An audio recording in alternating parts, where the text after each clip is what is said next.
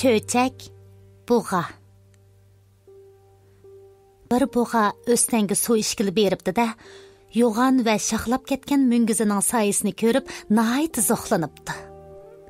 Ondan putuğa qarab, putum həcəbmi sat vecikina deb köngli g'ash bo'pti. Shu asnoda to'satdan paydo bo'lgan shir og'zini hangdak ichib uningga xirs qipti. Qo'rqib ketgan buğa jinining barcha sayliga qarab ketibdi. Shir yetishamabdi. Buğa shamoldek yugurib bir o'rmonlikqa kelganda uning shaxlab ketgan mungizi daraxtning shax putoqlariga ilinib kelib yuguramay qapti. Angacha shir kelib bug'uni tutibdi. Bu chaqda buğa o'z-o'zini ayblab: "Men nima degan bag'araza?